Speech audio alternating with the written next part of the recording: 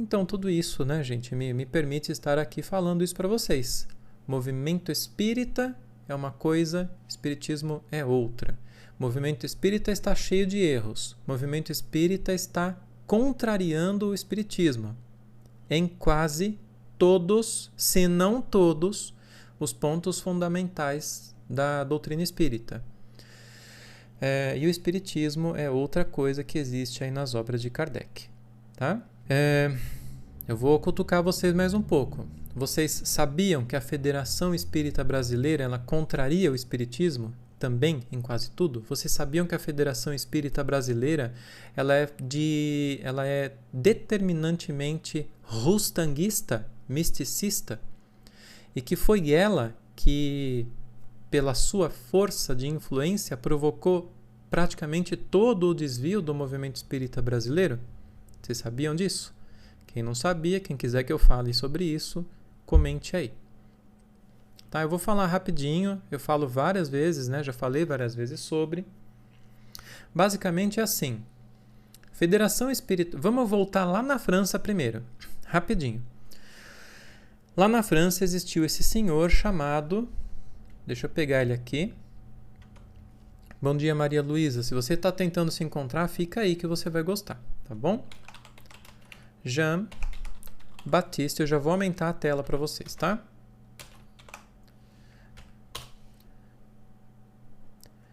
Esse senhor aqui, que na verdade eu acho que não tem foto dele, tá? Esse que aparece aqui, acho que era o senhor Guérin, que era um advogado, discípulo do Jean-Baptiste Rustin, tá?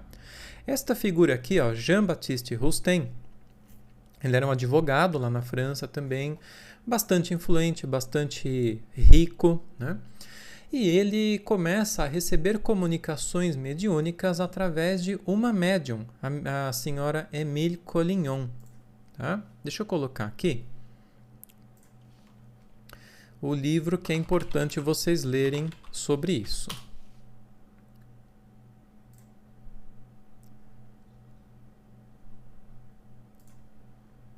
Este livrinho aqui, ó. Tá? Nesse livro vocês têm tudo isso que eu estou falando. Vamos lá então. Esse senhor aí, o senhor Rustin, começou a receber comunicações através de uma médium. Essas comunicações vinham provavelmente através de um espírito só que se dizia ser os 4 evangelistas, né? E ele começa a acreditar cegamente nesses espíritos. Principalmente por quê? Porque esses espíritos tocam no ponto fraco do ser humano, que é o ego, a vaidade, o orgulho, né? Então eles começam a dizer para ele, ó, você que é o cara, viu, Rustin? Você que é o cara, você que é o revelador das revelações. Essa fase científica aí do espiritismo já passou, né? Esse negócio aí de Kardec já passou, agora vem a fase teológica. Ou seja, acredite no que nós estamos dizendo, esta é a verdade absoluta e você tem que disseminar essa verdade, tá? Então isso aí tocou fundo ali no orgulho de Rustin. Eles sabem a quem buscar, né? Esse senhor Rustin começou a tentar a colocar as suas influências ali sobre Kardec. Só que Kardec ele estava consciente das coisas, ele não era besta e ele se comunicava também com os espíritos, né? Ele questiona através de Rustin, a respeito de Rustin. E num desses questionamentos, inclusive, os espíritos falam, esse senhor ele está apenas... Fala mais ou menos assim, né? Que ele está guiado só pelo orgulho, ele só quer se impor, né? Isso aí está exposto no livro, outro livro para vocês aqui. Façam como a Sabrina está fazendo. Printem a tela, tá? Assim vocês ficam com várias coisas legais aí para vocês pesquisarem. Isso aí está neste livro aqui exposto, tá? Então... Deixa eu tentar resumir aqui porque a história é longa, mas é assim. Beleza. Aí Kardec morreu. Quando Kardec morreu, Rustin ainda estava vivo e esse senhor aqui, ó, que era o senhor Guérin,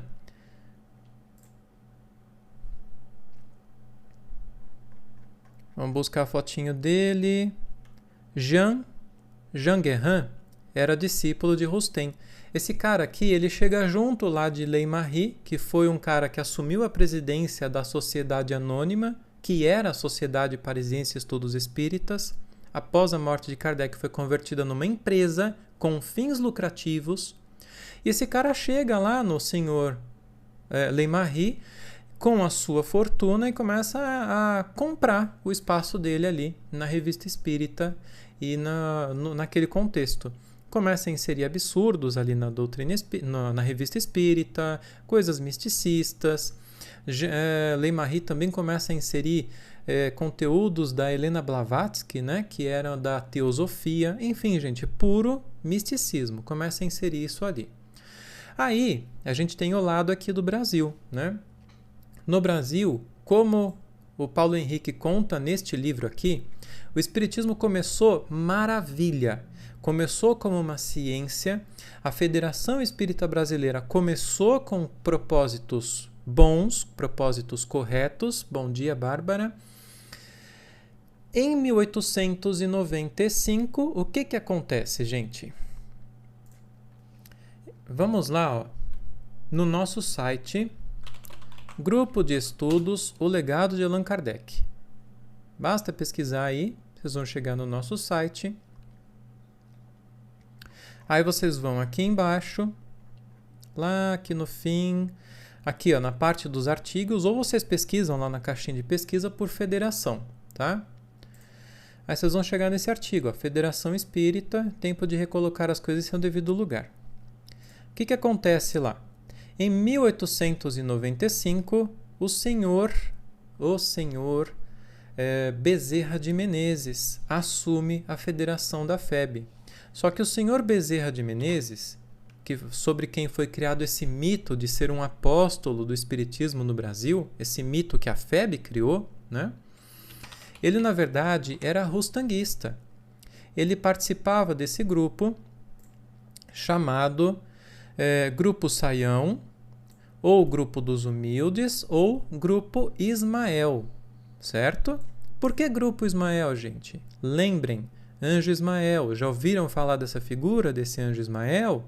Está lá no Brasil, Coração do Mundo, Pátria do Evangelho? Então, esse mesmo espírito se comunicava nesse grupo e repetia coisas absurdas, repetia misticismo. Esse Grupo Ismael, quando o Bezerra de Menezes assume a Federação Espírita Brasileira, ele traz o Grupo Ismael com ele. E isso está dito, gente, no site da FEB, ok?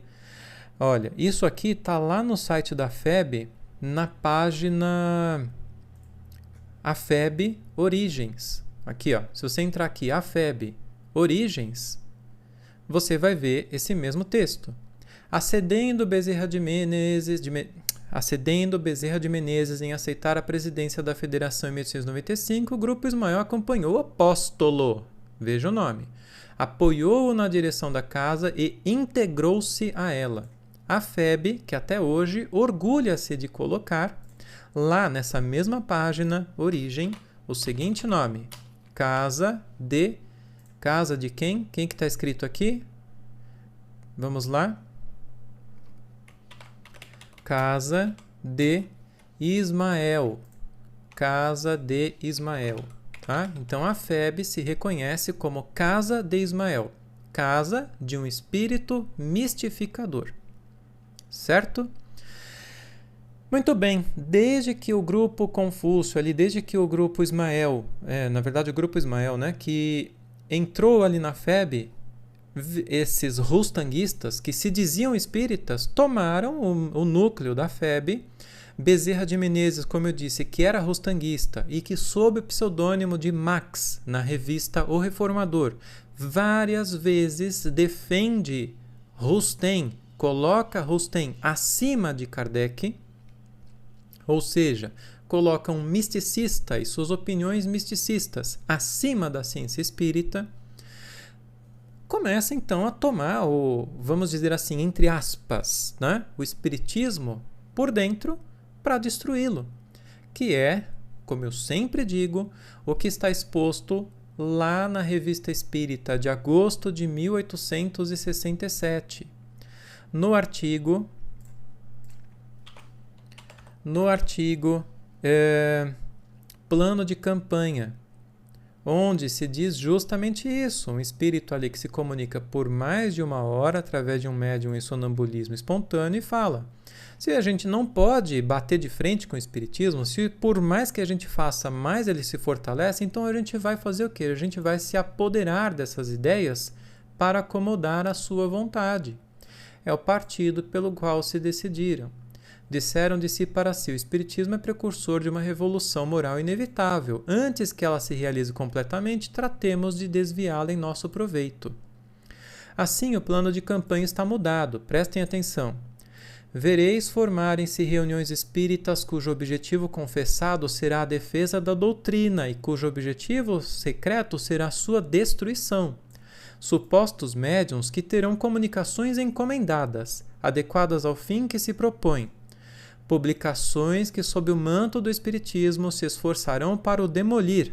Doutrinas que lhe tomarão algumas ideias, mas com o pensamento de suplantá-lo. Eis a luta, a verdadeira luta que ele terá de sustentar, e que será perseguida encarniçadamente, mas da qual ele sairá vitorioso e mais forte. Isso aqui já estava anunciado. E aí vamos falar sobre isso aqui, ó. Vocês veem que hoje eu estou conseguindo costurar as coisas aí. Espero que vocês estejam conseguindo acompanhar. Depois eu vou pegar esta live aqui e vou publicar no meu canal do YouTube. Tem o mesmo nome, Espiritismo de Verdade. Tá bom? Vamos falar aqui, ó, sobre essa parte. Comunicações encomendadas, adequadas ao fim que se propõe. O que é isso? As comunicações de espíritos que virão como se fossem assim, encomendadas mesmo, para atender aquela finalidade. Aqui ele fala de supostos médiums. Vamos dizer lá, Chico Xavier, por exemplo, não era um suposto médium. Ele era um médium, ele tinha faculdades muito desenvolvidas, muito fortes, né, muito claras.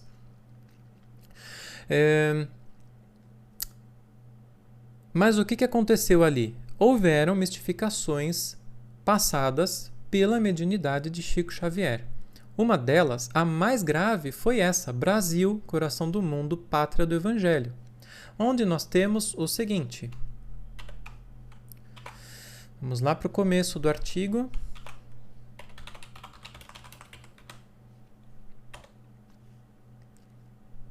Aqui, ó. A gente vê lá no Brasil, coração do mundo, pátria do Evangelho. Além de vários problemas, gente, que já começa desde lá do início, né? Do Espírito falando que Jesus estaria muito triste, estaria muito para baixo, né? Estou usando minhas palavras, por conta do que estaria acontecendo aqui. No final ele chega a dizer que Jesus não sabia onde ficava o Brasil, que teve que vir acho que o anjo Ismael para guiá-lo, né? Umas coisas assim, gente, que, meu Deus do céu, isso aqui não passaria pela... Se Kardec abrisse esse livro, ele lesse a primeira página, ele iria fechar e falar, bom, isso aqui é uma mistificação, né? Não precisamos nem seguir em frente. A gente tem o seguinte lá nesse livro. Segundo os planos de trabalho do mundo invisível, o grande missionário, aqui ele está se referindo, na verdade, a Kardec, tá? No seu maravilhoso esforço de síntese, contaria com a cooperação de uma pleiade de auxiliares da sua obra, designados particularmente para coadjuvá-lo nas individualidades de João Batista Rousteing, que organizaria o trabalho de fé. Jean-Baptiste Rousteing. Então, aqui já está uma mentira.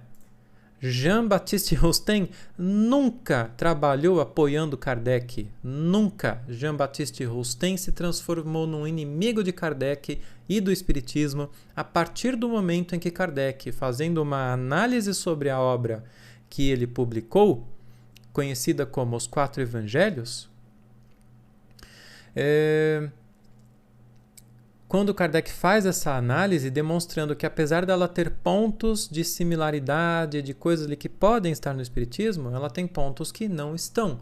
Elas têm pontos que não se sustentam, né? Quando Kardec faz isso, ele se transforma num inimigo do Espiritismo. E depois também que Kardec, em 1862, na viagem espírita, escolhe ir visitar os operários ali Eu nunca lembro se é Lyon, que cidade era, mas eram operários que estavam desenvolvendo o espiritismo de maneira muito boa. Ele escolhe ir visitar eles e não Rustem. Rustem, quando sabe que ele vai viajar, escreve uma carta para ele e fala: "Ô, vem aqui me visitar, a gente faz um banquete aqui e tal." Ele queria estender as suas teias sobre Kardec. Só que Kardec escolhe: não, deixa ele para lá, eu quero ir visitar os operários, né?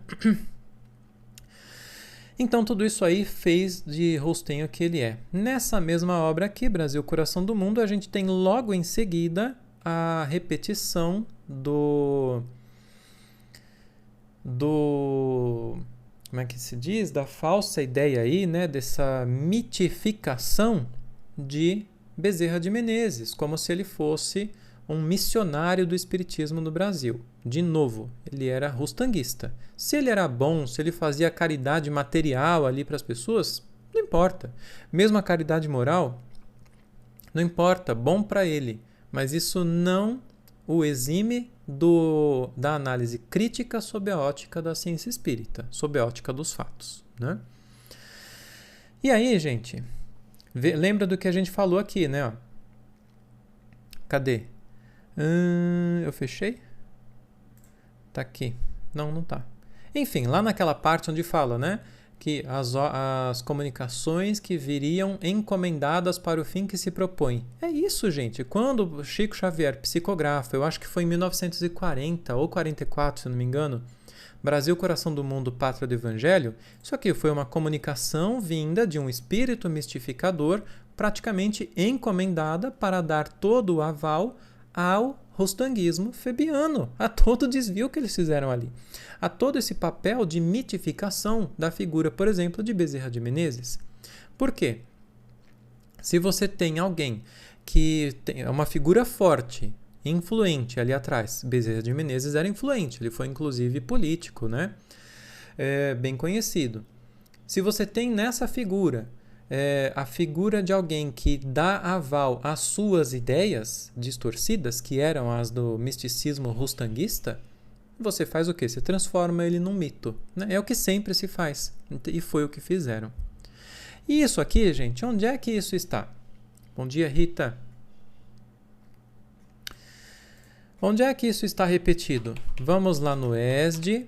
Para quem já ouviu falar do ESD, Ensino Sistematizado da Doutrina Espírita, da FEB. Isso aqui, muitas vezes, quando você vai falar no Centro Espírita, eu quero estudar o Espiritismo, vão te direcionar para estudar o ESD, para estudar apostilas da FEB. E a gente pega aqui o ESD no tomo 1, certo? Vamos ver se eu estou no arquivo certo aqui.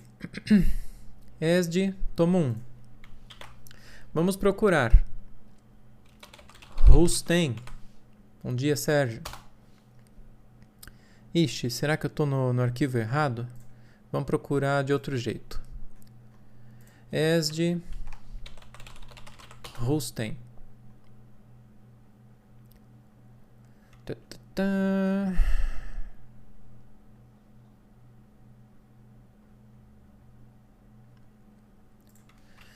Pera aí, gente, eu tô meio perdido, eu não lembro aqui, tá? Deixa eu ver se tá no site da FEB.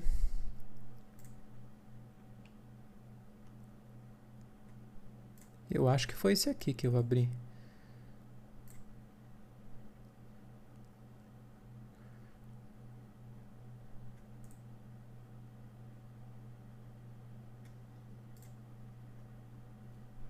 Nossa Senhora.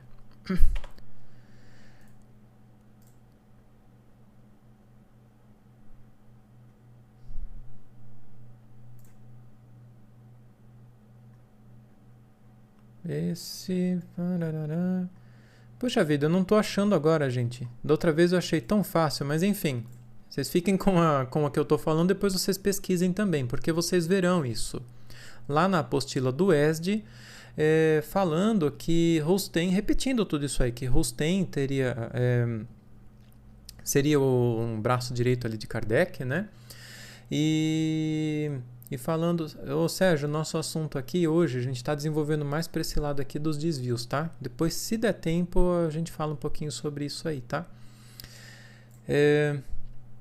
Então, Vocês verão lá na apostila do Ed repetindo ali essas ideias de Brasil, coração do mundo, repetindo que Bezerra de Menezes seria ali o grande missionário, né, do espiritismo no Brasil, repetindo todo esse erro. Então, gente, vocês começam a perceber que as garras, né, esses tentáculos da FEB se espalharam por todos os cantos, por mais que o movimento espírita fale, o centro espírita fale, não, nós não somos da linha da FEB, nós não gostamos da FEB. Mas eles vão estudar as obras do Chico Xavier, vão estudar muitas vezes vão estudar romances, que são a opinião de um espírito, como se fossem complementos da doutrina espírita. É o que o movimento espírita está fazendo, é o que eu acreditei, é o que eu cresci fazendo, acreditando que estava certo, né? E aí, qual que é o problema? É a repetição dessas falsas ideias e ali toda a negação da doutrina espírita. Quando você pega pela FEB, como a FEB, já estabelecemos até aqui, né, gente? Lembrando, quem não viu, eu vou postar essa live lá no canal do YouTube, é o mesmo nome, Espiritismo de Verdade. Quando a gente pega aqui, estabelecido então que a FEB contraria a doutrina espírita, contraria o espiritismo, ela contraria todos os seus fundamentos mais elementares. Em primeiro lugar, nunca aceitar cegamente as comunicações de espíritos. Eles aceitam. Eles pegam comunicações de espíritos e simplesmente imprimem e vendem. Foi o que fizeram com as obras obtidas através da mediunidade do Chico e de outros tantos, né? Não evocam os espíritos para questioná-los. E aí vocês têm em O Consolador mais um misticismo, né? Mais uma comunicação de espírito mistificador, desaconselhando a evocação de qualquer maneira, né? Se você não evoca, você não questiona, você não pergunta. Pera aí, André Luiz, que história é essa de ônibus no mundo espiritual, meu filho? Ó, isso aqui, o espiritismo já demonstrou que não é desse jeito. Por que você está sustentando essa ideia? Aí você vai entender. Você vai começar a encurralar esse espírito, você vai entender se são ideias que ele tem porque ele acha que é assim, se ele está imaginando coisa, ou se é um espírito mistificador com vontade de mentir, né? Não fizeram isso. Então passaram muitos erros nessas obras do Chico, de outros vários médiuns, de Divaldo inclusive hoje em dia, muitos erros ali, tá? E o espiritismo simplesmente aceita isso cegamente. E aí, gente, isso daí é uma cachoeira que você se banha nela ali embaixo, de repente você está afundando naquela água. E é o que o movimento espírita está sofrendo. Você tem um misticismo que domina o movimento espírita em todos os cantos. Daqui a pouco você tem espírita colocando na tribuna, em palestra dentro do centro espírita, em grupos que se dizem espíritas, colocando a leitura, a interpretação de Robson Pinheiro, gente. Recomendando que as pessoas vão estudar o tal do livro lá dos Magos Negros. Pelo amor de Deus, gente. Então, isso daí acaba com o movimento espírita.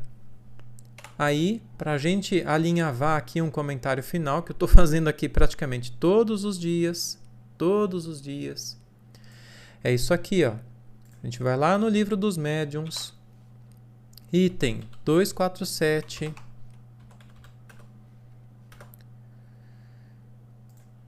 o que é que você não quer achar? Espera aí. Deixa eu abrir de novo aqui, porque deve ter se perdido. O livro dos médiuns. Cadê? 61.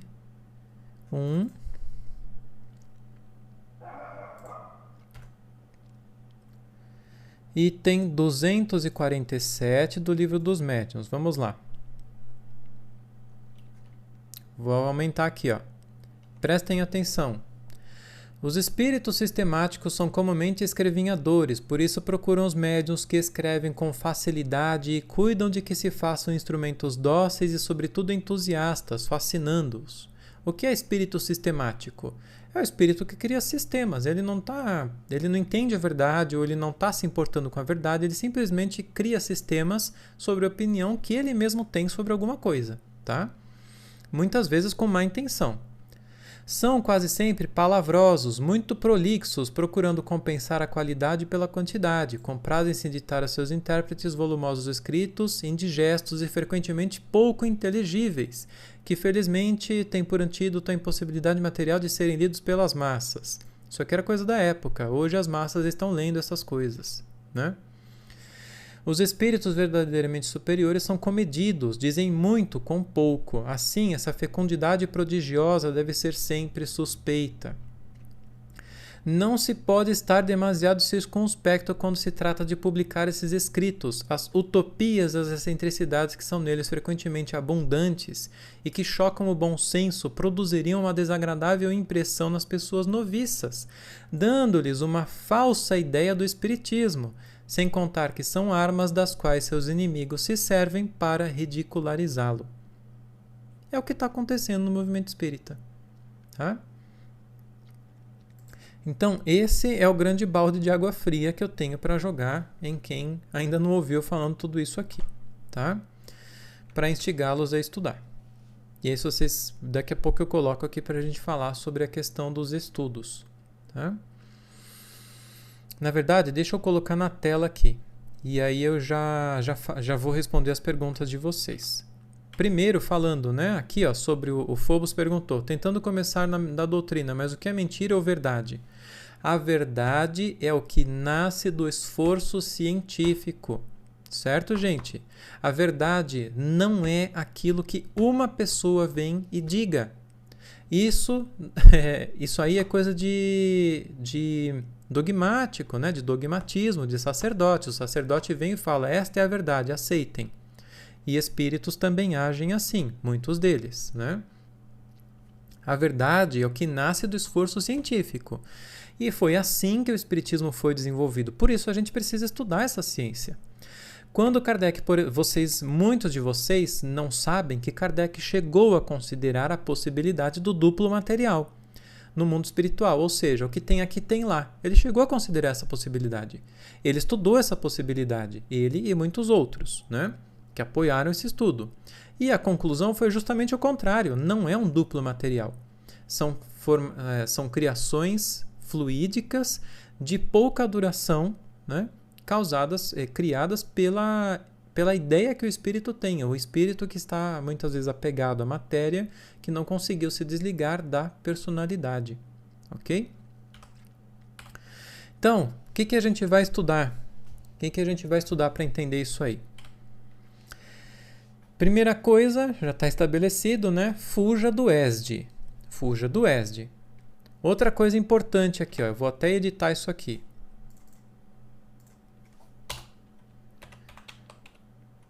Corra dos romances. Ok? Ah, chegou no centro espírita, eu quero estudar o espiritismo. Ah, poxa, vamos lá estudar ESD. Ah, não, obrigado, viu? Obrigado. Acho que não vai dar tempo agora. Corre do ESD. Não se estuda espiritismo por apostila da FEB cheia de absurdos, cheia de misticismo. Ah, você quer estudar espiritismo? Você quer saber o que é espiritismo? Toma aqui, leia Nosso Lar. Leia, pior ainda, né? Leia Violetas na Janela. Pelo amor de Deus, gente, você não precisa ser grosseiro, não seja maldoso, né? Mas a pessoa te falou isso no centro, você fala, ah, sim, tá bom, muito obrigado, viu? Eu vou pensar sobre isso, vou ver se eu consigo comprar essa obra. Aí você não compra, claro, né? Você não vai gastar dinheiro com isso. Aí você pega e vai estudar adequadamente. O que eu recomendo que vocês estudem em primeiro lugar para entender a doutrina espírita corretamente? Comece lendo Autonomia, do Paulo Henrique de Figueiredo. Esta obra aqui, ó, que a Sabrina já printou, esta obra aqui, ela vai dar o contexto para vocês entenderem o que é o espiritismo adequadamente. O espiritismo está contextualizado há mais de 150 anos de nós. Nós não conseguimos entender o que Kardec falava muitas vezes, o que os espíritos falavam. Quando, por exemplo, Kardec coloca que o espiritualismo racional o espiritismo é o desenvolvimento do espiritualismo racional. Quer ver?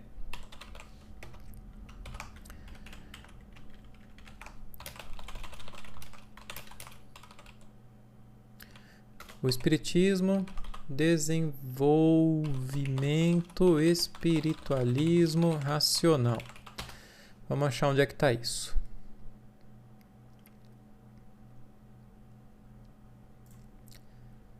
Vamos ver se é isso aqui. Aqui, ó. Na Revista Espírita de novembro de 1868, Kardec diz: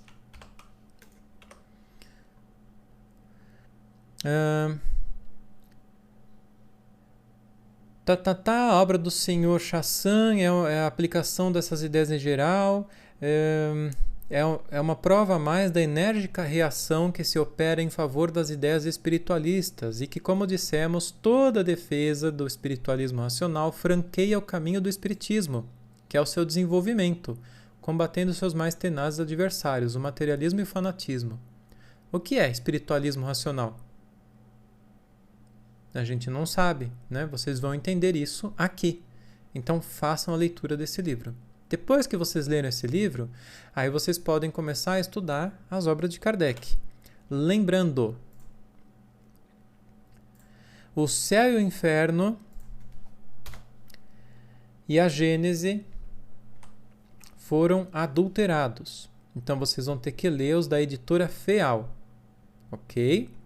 Que tem para download no nosso site.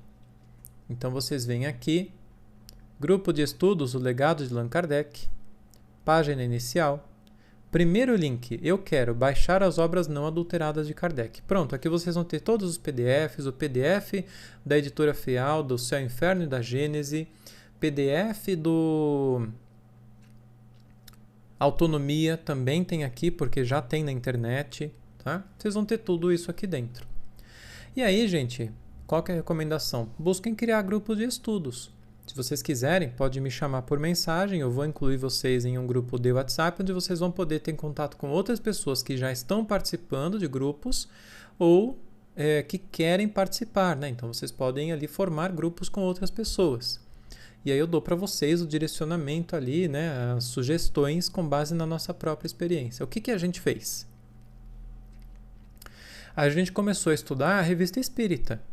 Então, desde acho que final de 2020, nós estamos estudando a Revista Espírita de Allan Kardec, desde 1858. Estudar isso aqui é uma maravilha.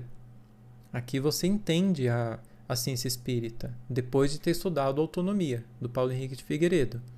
Aí você vai entender por que o jornal, a Revista Espírita, se chama Jornal de Estudos Psicológicos. Por quê? Por que estudos psicológicos, né? Por conta daqueles fatos lá atrás. Aí você vai ver Kardec fazendo as evocações, Kardec falando sobre elas, fazendo as considerações, questionando os espíritos, dialogando com eles de uma maneira muito natural. E aí você começa a se perguntar, você abriu a Revista Espírita em janeiro, você vai chegar no seguinte. Quer ver? Vamos colocar aqui, ó. Não estudem nem a Gênese, nem o Céu e Inferno do Kardecpédia, são adulterados, tá? Revista Espírita, janeiro, evocações particulares. Mamãe, aqui estou. Uma mulher tinha perdido a filha, estava lá sofrendo com muita tristeza, ela conhece uma médium, elas não têm prática com isso, vão lá e buscam Kardec. Kardec faz a evocação com a mãe e a médium, provavelmente na casa dele mesmo ou na casa da médium, tanto faz. Aí você começa a perguntar, mas peraí, por que Kardec fazia as evocações e hoje falam que não pode? Por que Kardec praticava as evocações com boa qualidade, com ótimos resultados na casa das pessoas e hoje falam que não pode fora do centro espírita? Aí você começa a se questionar. E esse questionamento vai te levar a cada vez mais aprender, né? É o que a gente está fazendo aqui. Aí, a gente chegou agora no começo deste ano e vimos a necessidade de criarmos um outro grupo de estudos. A gente se reúne semanalmente para cada um dos dois. E agora a gente está estudando o quê?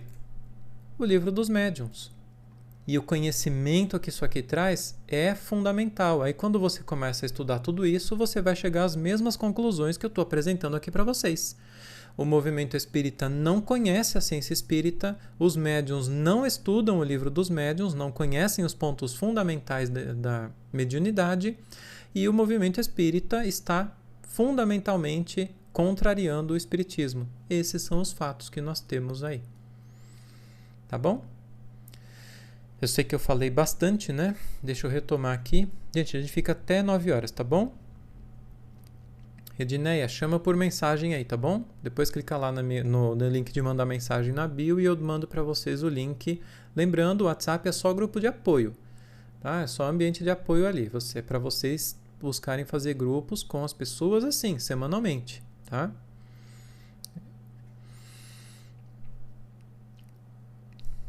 O André tinha comentado antes, né? Nunca me conformei com o relato de que Jesus não saberia onde ficava o Brasil. Li a obra há 20 anos. E por coisas assim, muitas pessoas se afastam do espiritismo, porque vai falar, peraí, como assim? Tá dizendo que Jesus não sabia onde é o espiritismo? Jesus, a gente já entende, é um espírito super elevado, é um espírito perfeito, né? Falar que ele não sabe onde fica o Brasil? Não, isso aí tá errado. Isso aqui é espiritismo? Então eu vou me afastar disso aí, porque isso aí é absurdo, né? Muitas pessoas fazem isso. Muitas outras, se não se afastam do movimento espírita, começam a ter a fé abalada. Por quê, gente? Ela lê uma coisa dessa, mas peraí, isso não está certo. E agora, o que é certo, o que é errado? E a fé fica abalada. Quando a fé se abala, ela esmorece e a pessoa perde a capacidade, né, de ter aquela confiança que se tem quando você estuda o espiritismo adequadamente, né? Lembrando, gente, o seguinte. Vamos lá para cima.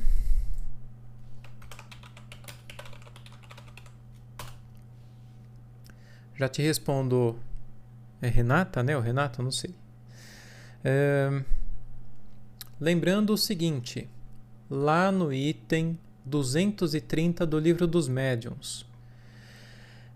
A recomendação de Erasto, uma ótima recomendação. Na dúvida, abstente, diz um dos vossos antigos provérbios. Não admita, pois, o que não for para vós de uma evidência certa. Desde que uma opinião nova se apresenta, por pouco que vos pareça duvidosa, passe-a pelo crivo da razão e da lógica. O que a razão e o bom senso reprovam, rejeitem ousadamente.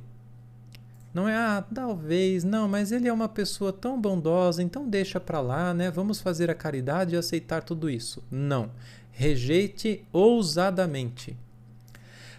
Mais vale repelir 10 verdades do que admitir uma só mentira, uma só falsa teoria. Com efeito, sobre essa teoria poderias edificar todo um sistema que desabaria ao primeiro sopro da verdade, como um monumento construído sobre areia movediça. Ao passo que, se rejeita hoje certas verdades porque não vos são demonstradas de maneira lógica e clara, logo um fato brutal ou uma demonstração irrefutável virá delas vos afirmar a autenticidade. Tá? Então é isso, gente. E o movimento espírita não está fazendo isso.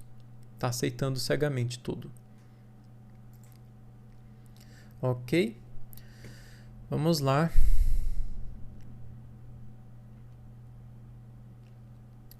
Só um momentinho.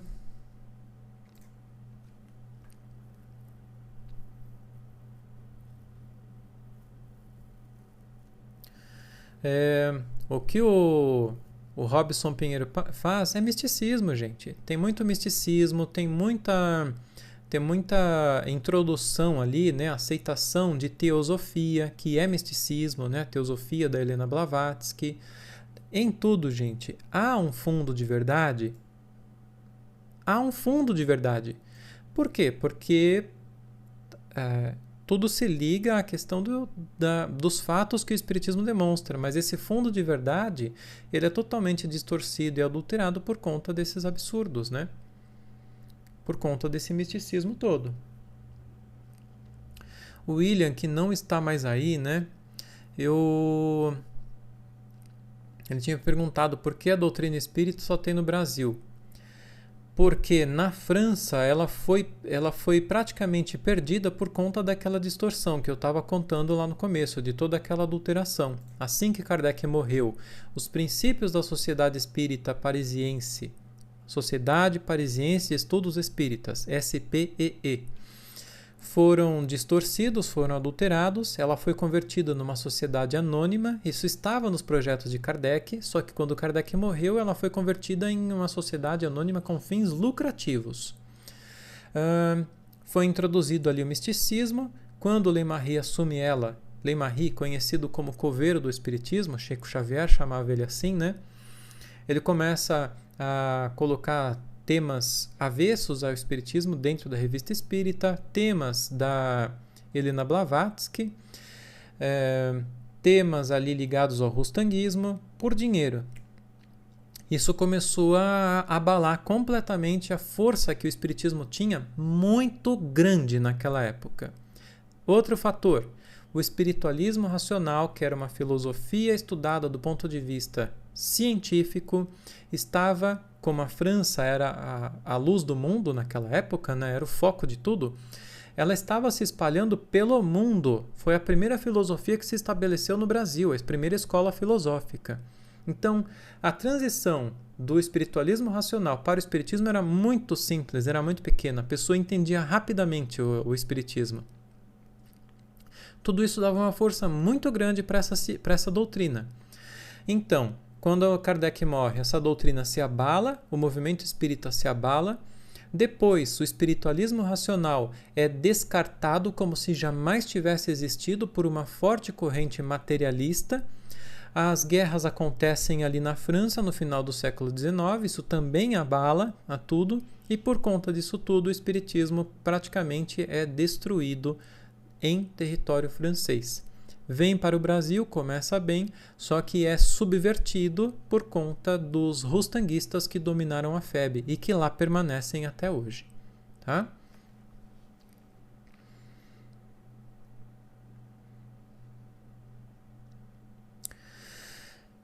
Qualquer pessoa consegue se tornar um médium? Não. Por quê? A mediunidade é uma faculdade orgânica, certo? Que independe de moral, aliás. Tem muita pessoa aí com uma moral bastante complicada que é médium. A pessoa já nasce com a mediunidade. Só que muitas vezes ela não sabe. Outras pessoas não nascem com mediunidade. Por mais que ela queira, essa mediunidade não é desenvolvida. Agora, por que Kardec afirma que todos nós somos médiuns? Porque nós somos espíritos encarnados e, como tal, nós não perdemos a capacidade de intuição, de sugestão. Então, eu posso ser eu posso ser uma pedra do ponto de vista mediúnico propriamente dito, ou seja, eu não tenho capacidade de perceber os espíritos, de vê-los, de ouvi-los, de psicografar, de qualquer coisa assim. Mas eu não perco essa capacidade de intuição, por mais que eu não perceba. Então, podem ter espíritos ao meu redor me intuindo para o bem ou para o mal, de acordo com a minha vontade, em primeiro lugar, né? Eles não fazem isso passando por cima da minha vontade.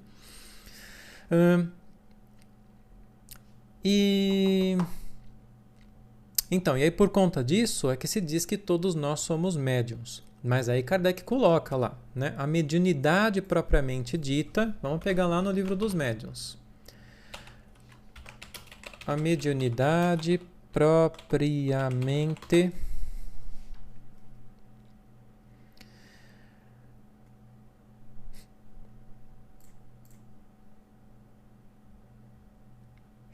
não é assim que está escrito. Às vezes está escrito com uma palavrinha diferente e eu não consigo achar.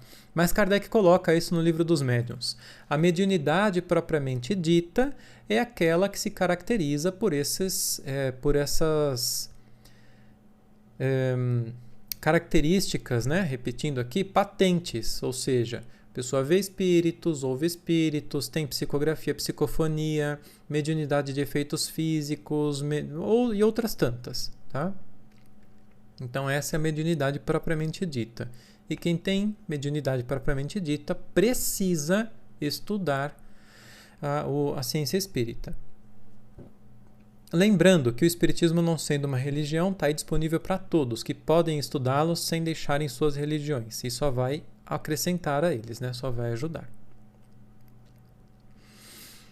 Ítalo perguntou sobre a questão do rustanguismo. Ítalo, eu não vou repetir tudo porque eu falei bastante, é um assunto um pouco longo, tá? Eu vou pegar esta live e vou publicar no meu canal do YouTube, com o mesmo nome, Espiritismo de Verdade. Então, por favor, procura lá, se inscreve lá e você loguinho vai ver esse vídeo publicado lá, tá bom?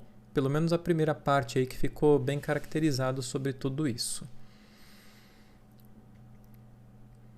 Mas assim, só para resumir, Rostand era um misticista contrário a Kardec, se transformou em inimigo de Kardec, inimigo do espiritismo, acreditava cegamente nas comunicações obtidas através de um médium, sem passar pelo crivo da razão, né? Analisando de maneira racional, científica, aquilo que os espíritos diziam. Quer ver uma coisa que esses espíritos diziam ali para Rostand? Que o espírito, quando comete muitos erros, ele vai reencarnar em outro planeta sob a forma de uma lesma, criptógamos carnudos. Outra ideia absurda desse espírito, ligada ao dogma do pecado. Como é que é? Do pecado capital, né? Acho que é esse o nome. Em que ele dizia que para que haja a encarnação, o espírito primeiro precisa ter errado. Ele não precisa encarnar se ele não errar, né? Quando ele erra, aí ele é submetido à encarnação como um castigo. Essa era a ideia desses espíritos que se comunicavam ali a Rostand, tá? É uma ideia, claro, absurda. A gente sabe que nós temos que reencarnar como uma necessidade da evolução, para que nós façamos a nossa parte e aprendamos com isso, enquanto colaboramos com os outros. Então a gente encarna e reencarna incontáveis vezes, mesmo que nós tenhamos escolhido o bem desde o princípio, ok? Afinal, não se vai ao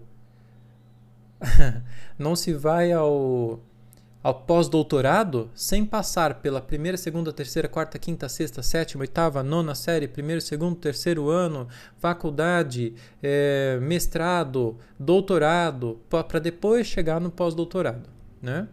Você não vai da primeira série para o pós-doutorado.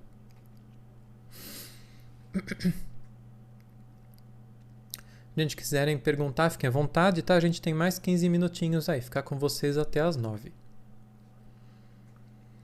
Lembrando, quem quiser estudar o Espiritismo corretamente, me chama por mensagem. Vou colocar vocês num grupo de apoio no WhatsApp, onde vocês vão ter contato com outras pessoas que querem estudar ou que já estão estudando. A ideia é que esses grupos sejam sempre... São grupos para vocês estudarem ao vivo, tá? Seja em pessoa, seja por vídeo, com características ali importantes, restringindo, né, o número, não tentando fazer grupos muito inchados, porque não dá certo. Pessoas que queiram participar. Então, eu vou entrar ali só para ficar ouvindo. Não, é para entrar e participar. Façam as leituras, coloquem comentários, perguntem, né, não assumam posição de professor, não queiram dominar, né, o ambiente, os comentários, enfim, tudo isso aí. Chama por mensagem que aí eu respondo vocês e te passo o link, tá bom? Olha, deixa eu já te respondo aqui, tá? Sobre o Robson Pinheiro. Aí a Sabrina perguntou sobre Jesus, se Jesus passou por tudo isso. Com certeza. Tá bom? Inês, eu já te complemento, tá? Inês, gosto, mas aprendi na igreja que não é Deus. O quê? Não entendi, Inês. Faltou alguma coisa aqui. Então, Sabrina, Jesus, como a doutrina espírita demonstra, como os fatos demonstram, né? Foi um espírito que passou por toda a série da reencarnação, como todos nós, gente. Como todos nós estamos passando. Deus não é uma pessoa que escolhe eleitos, né? põe ali uma varinha na cabeça dele, um toque de mágica, pronto, agora você sabe de tudo. Agora você é o meu filho escolhido. Entende? Não. Jesus foi um espírito que passou por toda a série das encarnações, que se desenvolveu como nós, que errou sim, porque errar faz parte do processo de desenvolvimento, mas a gente não sabe se ele se apegou ao erro, desenvolveu uma imperfeição, não sabemos. Pode ser que tenha feito isso em algum estágio. Isso não é um detrimento para ele, faz parte o erro. E às vezes tem os espíritos, né, que erram, aprendem com o erro e não se apegam ao resultado do erro. Então ele não desenvolve imperfeição. Ele não se afasta do bem. Tem os espíritos que se apegam ao resultado do erro porque agrada ali na questão das sensações, dos prazeres, das emoções, das falsas necessidades, do materialismo, enfim. Aí ele desenvolve uma imperfeição. Ele vai sofrer por conta disso, inevitavelmente. Quando ele entender, ele escolhe voltar ao bem. Isso é expiação, né? Então, Jesus pode ter passado por tudo isso e, gente, tanto faz. Deus é bom. Deus é bom. Deus é justo. E ele permite a todos, a justiça divina é essa, né? Ele permite a todos que cheguem, que voltem ao bem, que cheguem à perfeição. Então Jesus passou por tudo isso. É por isso que ele vem e diz: eu sou o caminho, a verdade e a vida. Ninguém vai ao Pai senão por mim. Significa, ninguém vai ao Pai sem passar por tudo isso. Ninguém vai ao Pai sem entender tudo isso, né? E foi o que Jesus fez. Então isso demonstra, muito longe de diminuí-lo, só aumenta, porque foi um espírito que chegou onde chegou e quis tomar uma missão tão difícil, né? Do nosso ponto de vista, pelo menos, né? Tão difícil, tão sofrida, reencarnou entre nós e escolheu nos ajudar, escolheu exemplificar, escolheu ensinar, né? É isso que os espíritos realmente superiores fazem. Tá?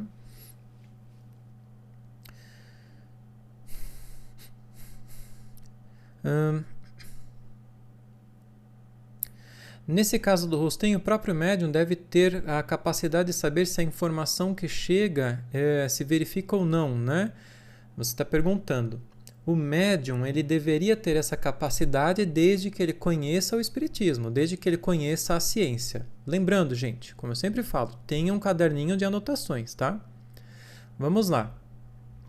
Revista Espírita, de 1858, outubro, Obsedados e Subjugados.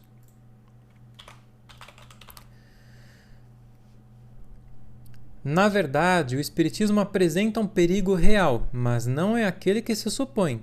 É preciso ser iniciado nos princípios da ciência para bem compreendê-lo, para compreender o que são esses perigos. E o Espiritismo também, né? Não nos dirigimos não nos dirigimos àqueles que são alheios, mas aos próprios adeptos, aqueles que o praticam, pois que para esses é que há perigo. Importa que o conheçam, a fim de se porem em guarda. Sabe-se que um perigo previsto é um perigo meio evitado. Diremos mais, para quem quer que esteja bem informado da ciência espírita, né? Tal perigo não existe. Existe apenas para aqueles que têm a presunção de saber, isto é, como em todas as coisas, para aqueles que não possuem a necessária experiência, né? Ou seja, ele acha que já sabe de tudo e infelizmente está cheio o movimento espírita desses, né?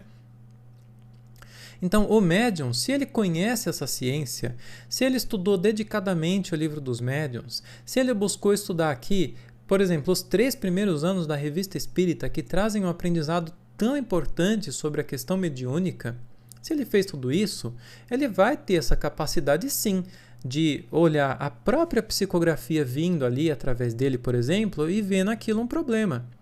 Só que se o médium está sozinho, onde que ele vai buscar apoio, né? Então a gente tem que buscar ter esse apoio. Bom dia, mãe.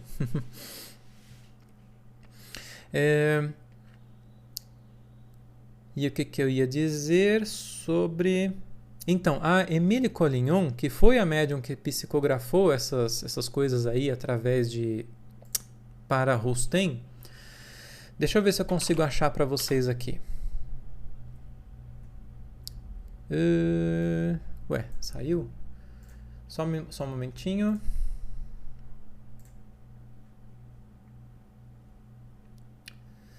Tá aqui.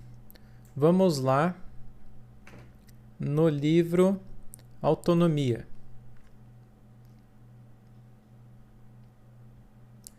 Vamos buscar por Collignon.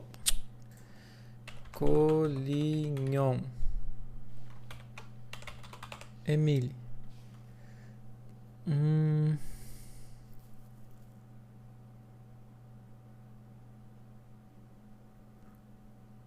Ué, deixa eu ver se eu estou escrevendo errado. Só um momento.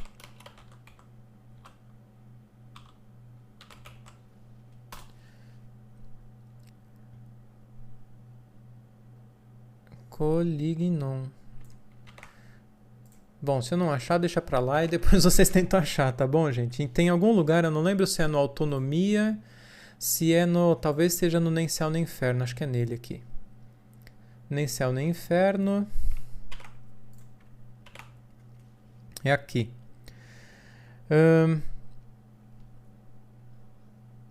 Essa Emile Collignon, que está aqui dito no Céu e Inferno, ela viu que tinha problemas. Ela própria chega a Kardec e fala, né, que ela não gostava quando Rustem buscava ela, quando estava próximo a ela, esses espíritos vinham e se comunicavam, né? Isso denota também uma certa falta de controle dessa médium. Ela percebeu que tinha coisa errada, mas ela não sabia coibir isso, porque o médium tem que saber. O médium tem que ter essa capacidade, que é o que Kardec chama de ascendência moral, de falar, opa, peraí, esses espíritos aqui não, eu não vou deixar. Mas ela permitia que eles se comunicavam, né? O médium tem que ter controle sobre isso.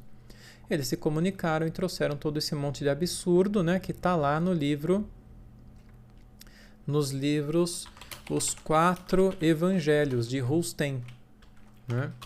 Os 4 evangelhos, que está cheio de absurdo. Gente, eu vou falar sobre eles, né? Até apresento o nome, porque a gente não proíbe, é claro, né? Que as pessoas leiam. Se você quiser ler para entender o que é que tem nisso aqui, só que é importante que você conheça o Espiritismo, né? Primeiro. Aí você vai perceber, eu li, mas eu gostei disso aqui, eu acho que está acima do Espiritismo. Tá bom, é liberdade de cada um, né? É absurdo, mas é liberdade de cada um.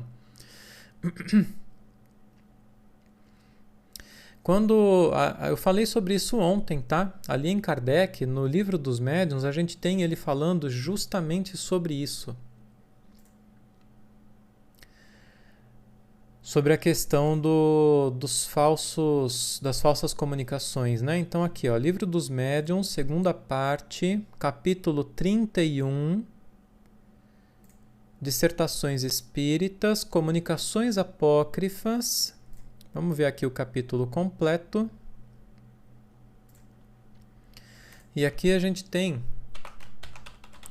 2 comunicações assinadas pelo nome de Jesus, né? Não vou dizer por Jesus, pelo nome de Jesus. Então o Espírito diz que é o próprio Jesus. Kardec pega e faz uma observação aqui embaixo. Cadê? Jesus, aqui, ó. Não há nada de mal nessas 2 comunicações. Porém, o Cristo teve alguma vez essa linguagem pretensiosa, enfática e empolada? Sabe o que é enfática? É uma linguagem empolada? É o que a gente vê frequentemente nos livros psicografados pelo Divaldo. Uma linguagem enfática e empolada, difícil de entender. Reuniões hebdomadárias, por exemplo. Então, aí Kardec nota que isso está aqui. Então, quando ele compara com o texto anterior obtido no mesmo grupo, ele diz, isso aqui é o mesmo espírito, querendo se passar por Jesus. Será que é por má intenção do espírito? Talvez não é nem por má intenção, talvez aquele espírito que de certo não é tão elevado assim, quer se fazer acreditado por se dizer Jesus, né? Complicado, né?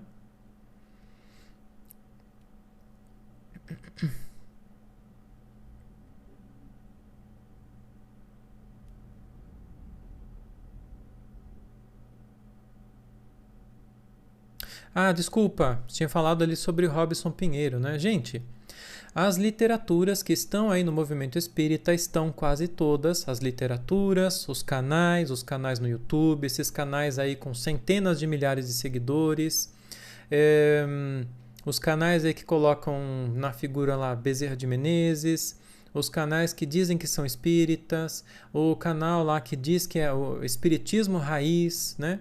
Infelizmente estão tomados de misticismo.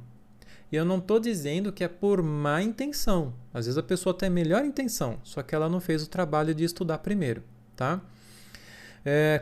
Antes de eu ter esse trabalho aqui, eu comecei um canal no YouTube. Quando a gente começou a estudar a revista espírita, eu vi que eu não sabia nada de espiritismo. Eu parei aquele canal. Eu interrompi por um bom tempo. A gente foi primeiro estudar. Depois que a gente estudou, que eu comecei a ter um conhecimento adequado, eu falei, bom, agora eu já posso começar a compartilhar com as pessoas. E muitos não estão fazendo isso, tá? Então, a minha recomendação é a seguinte, coloca tudo de lado. Não é jogar no lixo, mas coloca tudo de lado. Você coloca tudo de lado, entende primeiro o espiritismo, depois que você entender, você pega... Você vai olhar para esses canais, para esses livros, para essas coisas, você vai ver facilmente onde está o erro. E aí você tem uma capacidade melhor de julgar por si mesmo, pela sua própria razão, se aquilo atende ou não ao seu entendimento. Tá bom? Pessoal, estamos quase para terminar, tá bom?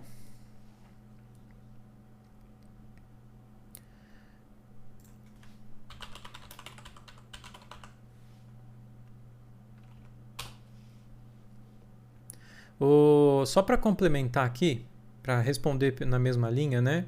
Gente, esse canal aí desse falso médium Pedro, gente, eu vou repetir, falso médium Pedro. Vocês precisam estudar o espiritismo, tá? Para vocês terem essa capacidade de denotar com muita facilidade os erros que estão aí, os absurdos. O que existe ali é falsidade, não é nem mediunidade, não é nem misticismo, é falsidade. É uma pessoa no talo do ego, no talo da vaidade, né? Querendo se utilizar da credulidade de outras pessoas para fazer crescer a sua própria pessoa. Tá bom? Muito cuidado. É gritante o grau de absurdo que tem ali. Gabriel, ótima pergunta. Deixa eu só ver. O livro Aconteceu na Casa Espírita. Eu já tentei ler uma vez. Ele tem um fundo de verdade, mas eu não lembro de detalhes sobre ele para poder falar. Aqui tem problemas frente ao que a gente conhece do espiritismo? Não tem, tá? Eu não lembro dele. Gabriel perguntou, eu li O Céu e o Inferno da editora Fiel, muito bom, maravilha, Gabriel, porém fiquei com uma dúvida. Ótimo, obrigado, Lena. Se puder me ajudar, vamos lá. Deus, em sua infinita bondade e sabedoria, por que permite que os espíritos maus se comuniquem com os encarnados, passando essas mistificações, esses dogmas contra o espiritismo? Por uma coisa muito fundamental, Gabriel, que você consegue compreender estudando as obras de Kardec, inclusive a Revista Espírita. Porque os bons espíritos não desrespeitam o livre-arbítrio das pessoas. Uma pessoa, digamos que eu tenha um espírito, que eu seja leviano. Eu só quero ter curiosidade. É isso mesmo, livre-arbítrio. Eu só quero ter curiosidade. Eu só tenho curiosidade, uma curiosidade vazia, sem nenhum intuito de utilidade, né? E eu só quero evocar os espíritos porque eu quero. Eu posso fazer isso. Quem vai se comunicar comigo? Espíritos que atendam esse tipo de propósito, porque bons espíritos não vão perder tempo com quem não tem um fim útil, certo? E outros espíritos vão vir ali se comunicar. Ah, agora eu tenho mediunidade, ou eu estou em contato com um médium aqui, e eu quero saber como é que Deus cria os espíritos. Aí vem um espírito ali e fala, e isso é uma coisa que está muito longe da sua capacidade de entendimento, né? Isso aí é uma coisa dos desígnios de Deus que nem nós sabemos. Aí você fala, não, isso aí eu não concordo com isso, eu quero saber, vamos evocar outro espírito. Vai aparecer? Ah, vai. Vai te responder? Vai, com certeza. Vai te responder coisa errada? Com toda a certeza do mundo. Ele vai responder, vai te enganar, né? Só que você quer acreditar naquilo, certo? Então você vai ser enganado. E isso está acontecendo demais no movimento espírita. Kardec trata sobre isso o tempo todo. Então, é por isso que os espíritos inferiores, os espíritos enganadores, podem se comunicar conosco. Porque, em primeiro lugar, está o nosso livre-arbítrio, a nossa vontade. E aí, Kardec faz esse tipo de pergunta. Poxa, mas aquele grupo ali, ele tem uma boa intenção, ele é um grupo sério. Isso aí acontece, gente? Anotem. Revista Espírita, 1858. Julho. Espíritos impostores, o falso Padre Ambrósio. É justamente esse caso. Um grupo lá nos Estados Unidos que praticava, né, a mediunidade. Ele até fazia algumas análises, eles até tinham uma seriedade, mas acontece um misticismo ali. E aí, o que Kardec faz? Kardec evoca o espírito do verdadeiro Padre Ambrósio, ele evoca o espírito dos dois que estavam mistificando ali, porque era um diálogo, né, entre eles, e é como se ele chamasse para a salinha da diretora e vamos lá, gente, o que vocês estão fazendo aí? Né? E começa a perguntar. E é muito interessante isso aqui, quer ver? Kardec pergunta, como você pôde permitir coisas semelhantes em seu nome? Por que você não veio desmascarar os impostores? Porque nem sempre posso impedir que os homens e espíritos se divirtam. Vontade, né, gente? Compreendemos quanto aos espíritos, mas e quanto às pessoas que recolheram as palavras são gente séria, não buscavam divertimentos. E aí o espírito diz, uma razão a mais. Ou seja, eles não deveriam estar buscando aquilo, né? Eles deveriam pensar logo que tais palavras não poderiam de ser a linguagem de espíritos zombeteiros. Então faltou mais cuidado ali. E aí, eu acho que não é aqui que ele fala, mas tem um outro lugar onde ele fala isso, né? Ah, mas eles eram gente séria. Mas então, você conhece a fundo a moral da pessoa, o que vai no fundo do coração dela? Você não conhece. Você não sabe se lá no fundo ela tem uma tendência, né? A querer acreditar cegamente e tudo mais. Então é isso, tá? E é justamente sobre isso que Kardec trata o tempo todo. Isso daí representa o perigo real que há na prática espírita e um perigo que é superado pelo conhecimento. Luciana.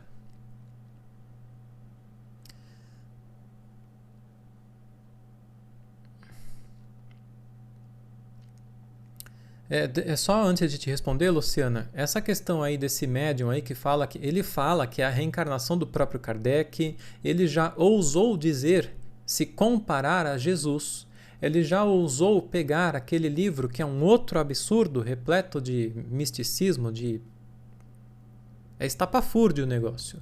Cartas de Cristo, onde vão dizer que como se fosse o próprio Jesus, né, psicografando ali, dizendo que ele era um jovem muito rebelde, que ele vivia na esbórnia, que ele vivia na bebida. Gente, pelo amor de Deus, né? E que de repente algo tocou ele ali e ele então se transformou, né? Ele coloca esse exemplo justamente porque, como já foi demonstrado, ele mesmo, né, faz isso. Então ele quer se equiparar para dizer, tá vendo? Eu agia assim, mas como vão dizer que eu agi assim, na verdade, agora eu não ajo mais porque eu fui tocado e agora eu sou aqui. Gente, tá na cara. Tá na cara. Você percebe isso nas próprias palavras, né? Luciana, primeira vez que vejo sua live, uma dúvida, e as cartas psicografadas? Então, Luciana, é uma outra questão aí, né? Por quê? Primeiro, mediunidade não deve ser praticada em público. Não deve ser praticada em público. Mediunidade deve ser praticada em pequenos grupos, coesos, unidos, harmoniosos, com o mesmo princípio. certo? Se você pratica mediunidade em público, a chance de haver mistificação ali é sim muito grande. Ah, mas e os médiuns que praticavam mediunidade lá para curar as pessoas, faziam isso em público? Ali é uma outra questão, né? Ele não tá produzindo comunicações ali, né? É uma outra questão. Ah, mas o Chico fazia isso em público. Sim, fazia. Houveram problemas também. Fazia por falta de conhecimento, tá? Então a mediunidade ela tem que ser feita de maneira reservada. Ah, mas e a Mayra Rocha que faz isso? Errado também. E tem muitos erros ali também. E tem muita falta de conhecimento do espiritismo também, né? Então a mediunidade, a psicografia, de novo, qualquer mediunidade deve ser praticada idealmente, né, nos pequenos grupos, principalmente quando... É que assim, gente, qualquer mediunidade pode ser influenciada pelas pessoas que estão ao redor. Chega ali uma pessoa que está com más intenções, que está com uma curiosidade vazia, vem junto com o espírito mistificador, vem junto com o espírito obsessor, e eles podem sim se intrometer nas comunicações, né? E outra coisa, esse negócio de você ir atrás das cartas psicografadas e a pessoa vai falar, não, você não pode perguntar, você tem que simplesmente ficar esperando o espírito, quando for permitido pelo merecimento dele, ele próprio vem se comunicar. Não é assim, gente. As comunicações espontâneas existem, elas são boas sim, muitas, só que tem que ter passar pelo crivo da razão com conhecimento, mas o fato é que as evocações podem ser feitas e com muito bom proveito, desde que se saiba o que está fazendo, que tenha conhecimento da ciência espírita, né? O médium ficar nesse papel de pronto-socorro espiritual, vem quem quer, eu sou um fax, passa por mim e eu entrego. Não é correto.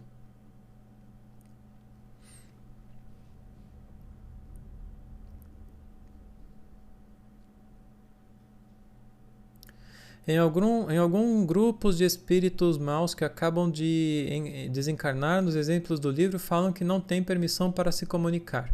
Uma coisa é assim, o mundo dos espíritos não é a casa da mãe Joana, não é cada um faz o que bem quiser. Só que, de novo, não se permite que se passe pelo livre-arbítrio das pessoas. Só que assim, poxa, você está num grupo ali harmonioso, com conhecimento da doutrina, com propósitos sérios, fazendo a análise crítica das comunicações dos espíritos e tudo mais. É óbvio que os espíritos, primeiro, os espíritos enganadores vão se afastar desse grupo, porque eles já sabem que ali eles vão ser deflagrados, vão ser vistos, né? E eles não vão perder tempo ali, primeiro ponto. Segundo ponto, esse grupo está cercado, portanto, de bons espíritos. Isso também vai afastar espíritos que queiram se meter ali. Outro ponto. O espírito conseguiu se introduzir ali. Isso pode ser permitido até porque vai gerar uma comunicação de interesse, né? Um fenômeno mediúnico de interesse, só que ele não está livre para fazer o que ele bem quer, né? Porque ele acaba sendo coibido por outros espíritos. Agora, num grupo que não tem nada disso, que não tem seriedade e tudo mais, aí os espíritos, como diz, né? Acho que tem um livro, né? Um filme, não sei, os espíritos, os fantasmas se divertem, né? Os espíritos se divertem, né?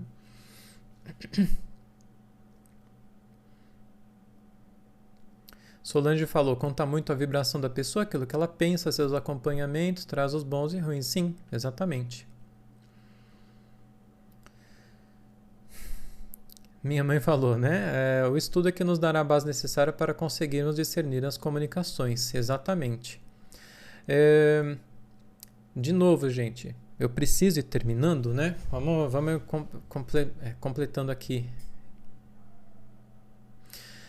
Vamos ver as últimas perguntas, tá? Eu vou fechar os comentários, tá bom, gente? Para poder seguir. Por mim, queria ficar com vocês aqui por 5 horas, mas tem as coisas aqui que eu preciso fazer.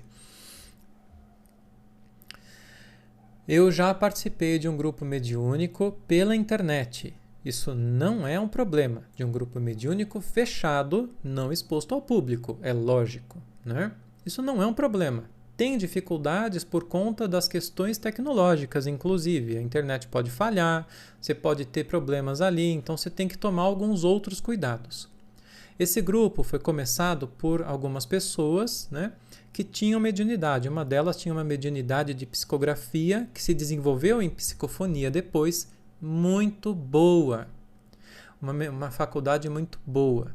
Só que, de novo, mediunidade não depende de conhecimento e não depende de moral. A capacidade mediúnica não depende de moral nem de conhecimento, certo? Só que para ser utilizada adequadamente depende, né? Comecei a participar ali, comecei a querer ajudar. Eles me chamaram, né? E eu falei, bom, então vamos atuar, vamos ajudar. Tive contato ali, através da mediunidade dessa pessoa, com, alegadamente, 2 espíritos diferentes, aos quais, né, estavam em sofrimento, tinha ali ideias falsas, e eu busquei auxiliar, busquei da maneira que eu pude, né, tentar demonstrar coisas importantes. E aí veio aquela questão, poxa, mas a gente não é só ficar assim, não é só ficar chega quem quer. A gente precisa começar a evocar também. Evocar qualquer um? Não, principalmente num grupo inicial. Precisa ter conhecimento para isso. Mas vamos então buscar, vamos perguntar, né, evocar o grupo, o espírito guia do grupo, e vamos perguntar, a gente pode evocar esse espírito de novo? Eu quero saber como é que ele está. Ter um diálogo para saber como é que isso foi para ele, né? Não. Aí elas, né, começaram, não, aqui evocação a gente não faz, porque mas gente, peraí, a evocação ela é necessária, inclusive Kardec coloca no livro dos médiuns que a comunicação espontânea só deve ser praticada nos grupos que tenham conhecimento e muita experiência nessa prática mediúnica. Então a gente precisa começar a fazer isso. Eu cheguei a fazer um documento, eu escrevi perguntas que eu queria fazer ao espírito guia do grupo, e aí quando a gente começou a falar sobre isso, começou a ter resistência. Nessa resistência, no meio dessa resistência, começou a acontecer assim, a pessoa me falava uma coisa por vídeo, né? Me falava uma coisa aqui ao vivo, e quando ela ia escrever, ela escrevia outra.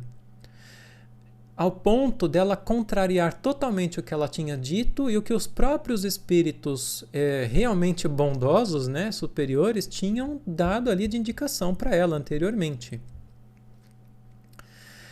O que aconteceu ali? Por falta de conhecimento, por falta de comprometimento, do entendimento do papel de um organismo, que é um grupo mediúnico, onde cada célula precisa estar conversando com a outra, comprometida com a outra, num trabalho unido, sem dar margem à vaidade, ao orgulho, a tudo mais, elas começaram a se submeter ao domínio de espíritos, a se fascinar, e isso jogou esse grupo abaixo. A gente chegou ao ponto, foi assim, quando eu falei, vamos praticar a evocação, elas simplesmente disseram, em texto, né, não foi só isso. Tudo começou quando, em uma das comunicações, eu fiz a gravação, eu fiz a transcrição da gravação, que é o correto a se fazer, e ali começamos a analisar o que foi dito. Por que o espírito disse aquilo e tal? Como Kardec fazia? Quando eu fiz isso e apresentei, veio um textão dizendo em um ponto assim: eu não permito que minha imagem ou meu áudio sejam gravados, transcritos e tudo mais, e que isso seja colocado em análise de qualquer forma. Opa! E ela contrariou o que ela estava me dizendo ao vivo. Depois, quando eu confrontei, não é isso. Não, pode sim fazer. O que foi isso, gente? A atuação de um espírito obsessor. Isso é grave.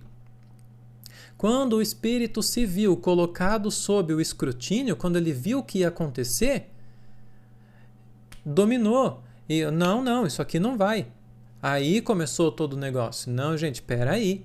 Isso aqui precisa ser feita a evocação, precisa ser feito o questionamento, a gente precisa fazer essa análise, a gente precisa disponibilizar para nós essa análise, e depois de feita essa análise, com o anonimato necessário, dos médiuns, porque ninguém deve expor os médiuns, certo? Ninguém deve expor os médiuns.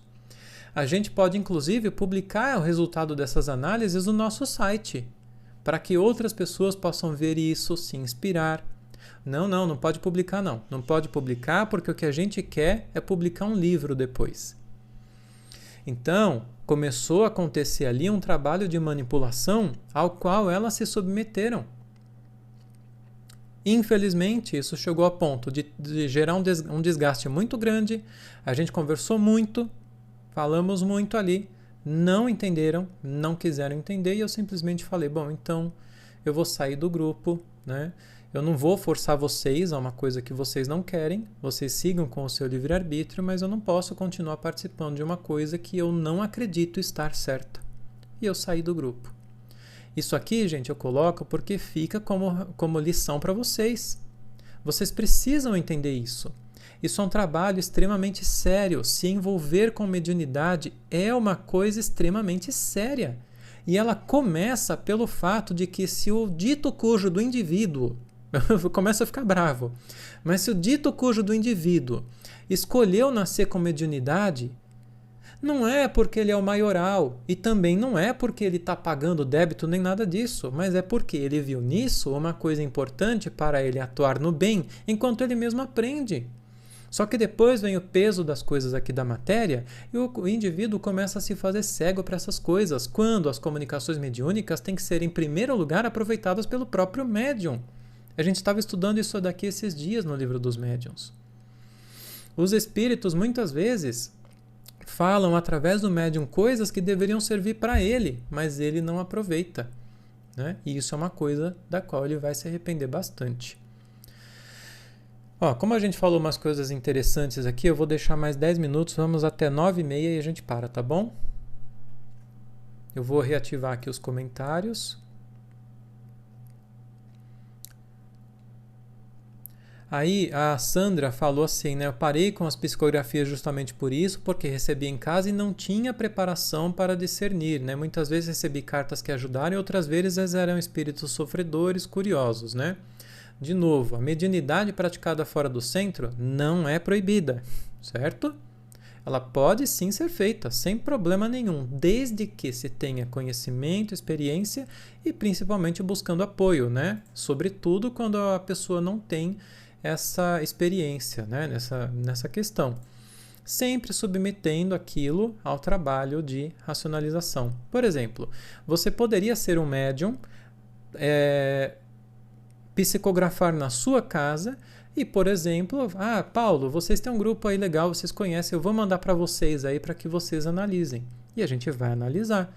Aí a gente, poxa, olha, nessa comunicação aqui interessante, né? Parece que teve aqui um caso parece ser um espírito mistificador, a gente precisa investigar isso aí. Aí, se o médium, não, tá falando que foi um espírito mistificador, eu sou muito melhor do que isso, espíritos mistificadores não se comunicam por mim, só se comunica por mim espíritos superiores, aí você tem um caso de vaidade, de orgulho que vai atrapalhar o médium. Né?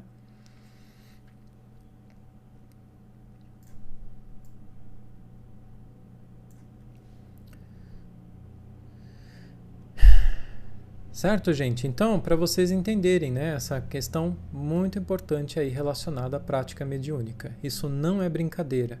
Isso não é para ser feito por curiosidade.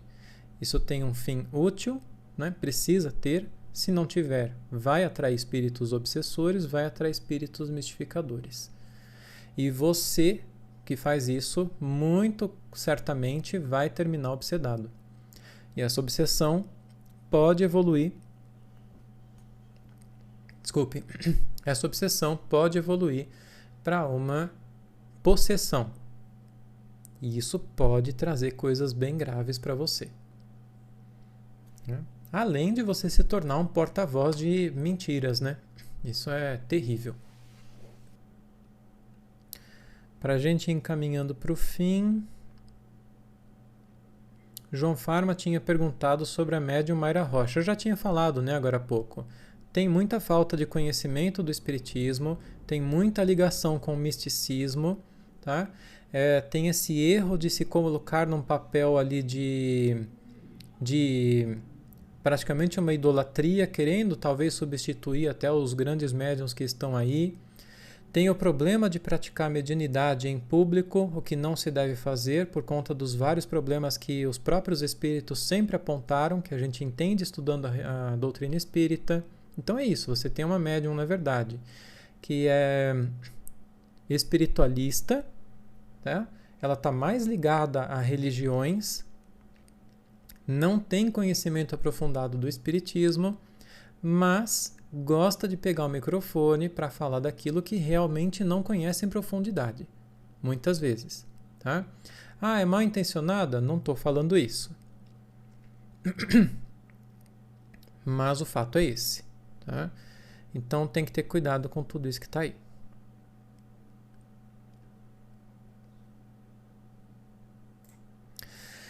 Tá bom, gente? Então deixei bastante coisa aí para vocês. Lembrando, quem ainda não fez isso, entra lá no nosso site, Grupo de Estudos, O Legado de Allan Kardec. Vou colocar aqui. Grupo de Estudos, O Legado de Allan Kardec. Vejam aí nosso site, explorem, vejam os artigos, tudo que tem aqui, os links, as indicações de estudos, tá? Tem muita coisa boa aí para dar um pontapé nesse esforço de estudo que a gente precisa sim fazer, para que um dia a gente possa retomar o Espiritismo como ele realmente é, para que a gente possa estudar, retomar o movimento espírita como ele realmente deve ser, que é um movimento espírita organizado por pequenos grupos harmoniosos, conhecedores da doutrina, praticando a mediunidade, interagindo entre si, buscando nessa interação lá no futuro, né, retomar as condições necessárias para a retomada do desenvolvimento da ciência espírita. Tá? Sandra, para participar de um grupo, me chama por mensagem, eu vou colocá-la em um grupo do WhatsApp. Esse é um grupo de apoio, você vai ter ali contato com outras pessoas que estão estudando. Eu vou passar as indicações para vocês ali, né, sobre a nossa própria experiência, a organização do grupo, tudo mais, que vocês encontram também aí no link da bio, como formar grupos de estudos, né, o projeto Semear, que está aqui, ó.